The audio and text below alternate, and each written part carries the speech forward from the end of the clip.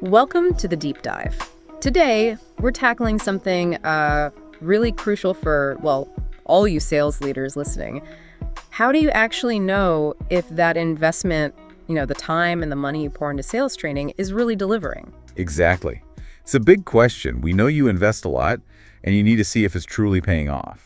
Yeah, so we're going to explore why maybe the current ways of measuring fall a bit short and introduce a newer approach. It's based on some recent research we dug into. That's right. Our mission, if you like, is to cut through some of that complexity. We looked at an article from the Journal of Business Research. Okay, good stuff. So let's dive in. The research kicks off by saying, look, we generally struggle to really measure the impact of sales training.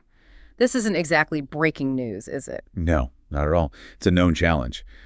Studies going back years have pointed this out. It's just genuinely difficult to pin down. Why is it so tough, though? What makes it so hard? Well, there are a few core reasons highlighted. One is just, measurement itself is tricky. It's hard to isolate just the training effect. Right, like in a lab. You can't really do that in sales. Exactly. And then there's data access. Sometimes getting the right numbers in the right format is a nightmare. Plus, training impact often isn't immediate. It happens over time, longitudinally, which makes linking cause and effect harder. So waiting for the results, it complicates things. What about the common metrics we do use? Things like, sales per salesperson or revenue per quota. Yeah, those are the go-to metrics often. But the research argues they can be pretty unreliable for judging training specifically. Why unreliable? They seem direct. Well, think about it. Sales territories aren't equal, right? Some are just naturally better. Sure. And then you have external factors, the economy, competitors' big launch, even just seasonal slumps or peaks. All that stuff muddies the water. Okay, so a sales spike might not be the training. It could be something else entirely. Precisely. Yeah. And just looking at one single output number, like total revenue, doesn't tell you if the salesperson actually learned something or changed their behavior in a lasting way because of the training. That makes a lot of sense. So if those common metrics have issues, how are most organizations trying to figure this out? What's the typical approach? Probably the most famous framework is Kirkpatrick's. It's got 4 levels. Ah, yeah, I think I know this one. Reactions. That's it. Reactions, did they like the training? Learning, did they actually pick up the knowledge or skill? Behavior, are they doing things differently on the job? And results, did it impact the business? Bottom line. Reactions, learning, behavior, results. Simple enough to remember? It is, and it gets cited a lot because it's straightforward. But, other researchers have built on it, added more layers, more complexity. The core problem still exists. Seems so. Especially with those last 2 levels, behavior and results.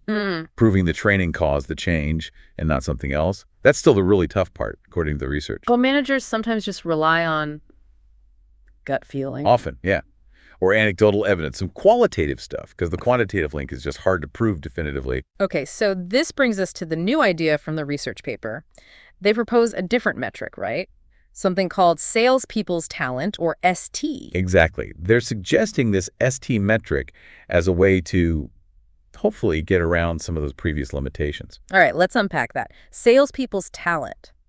What is that in, simple terms? Think of it as the sum total of the skills, the abilities, the know-how that your salespeople possess and use to actually contribute value to the company. Okay, their capability package, sort of? Kind of, yeah.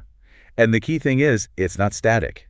It changes. It can grow or theoretically even regress as they gain experience, learn, adapt, or don't. And how does learning fit into this talent idea? They mentioned selective learning. Right. The idea there is that salespeople aren't just passive recipients of information. They actively, sometimes subconsciously, select what they learn from experiences. Well, they see what works, what doesn't, what helps them hit their goals or adapt to market shifts, and they choose purposefully to replicate the good stuff and maybe change or discard the rest. It's this voluntary, ongoing process that builds and refines their talent. Interesting. So training is meant to feed into that selective learning process, boosting their talent. That's the connection, yes. Effective training should accelerate or enhance that natural talent development. So if we want to measure training effectiveness, we should measure this salespeople's talent. How do we put a number on it? Is there a formula? There is. They propose a formula, and keeping it straightforward, it boils down to this. ST, salespeople's contribution, SC, minus development investment, DI. Contribution minus investment. Okay, sounds logical. What's in the contribution part? Is it just sales? It's based on sales revenue, yes, but with a twist. It factors in an estimate of how much the training actually contributed to generating that specific sale. They call it the intervention contribution rate. Yeah. Ah, okay. So not assuming 100% of the sale is due to the salesperson alone if they just had training. Right. And you multiply that by your gross profit margin. So it's a profit contribution potentially influenced by the training. And the development investment part, that sounds like the costs. Exactly. That includes things like relevant marketing spend, supporting that salesperson, their commissions, and of course the direct costs of the training itself. That intervention contribution rate still feels a bit squishy. How do you figure that out? Is it just a guess?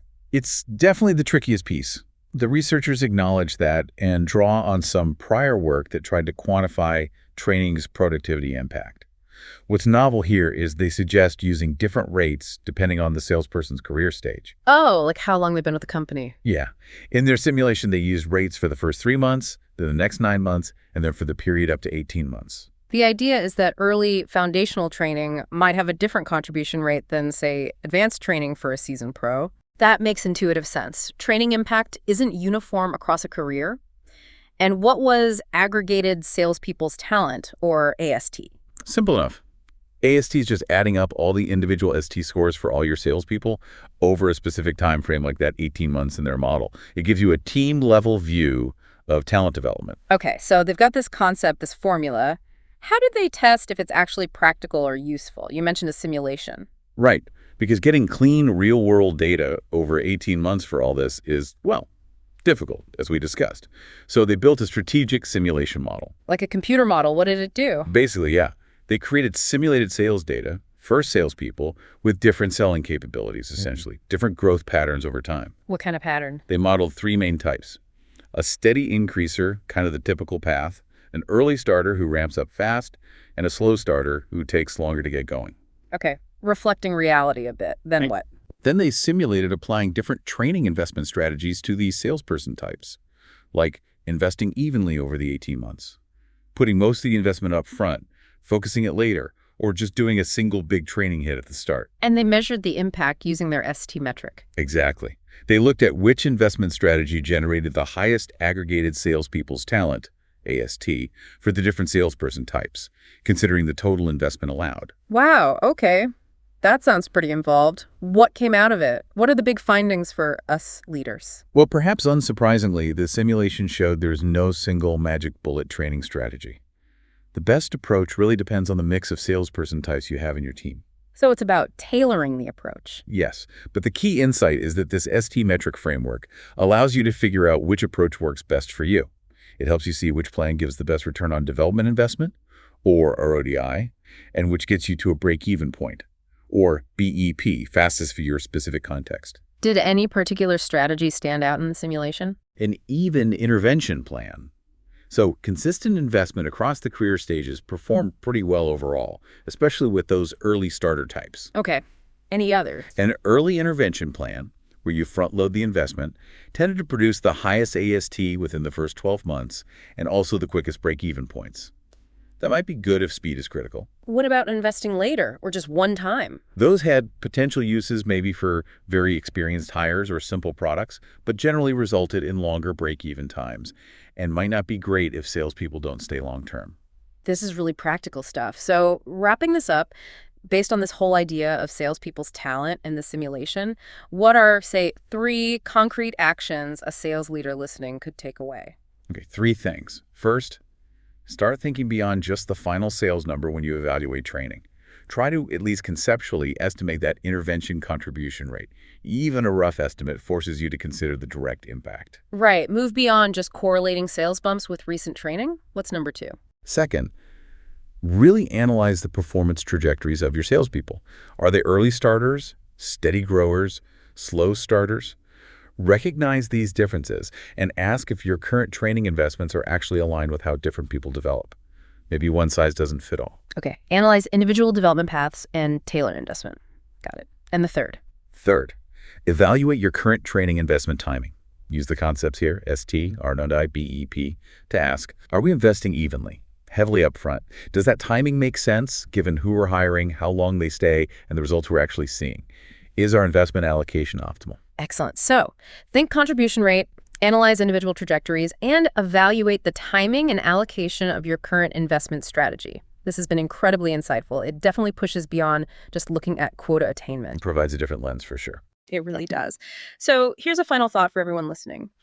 How might getting a much clearer picture of the individual talent on your team and being more strategic about when and how you invest in developing that talent unlock significantly greater returns for your whole sales organization? Something to definitely chew on. Thanks for joining us on The Deep Dive.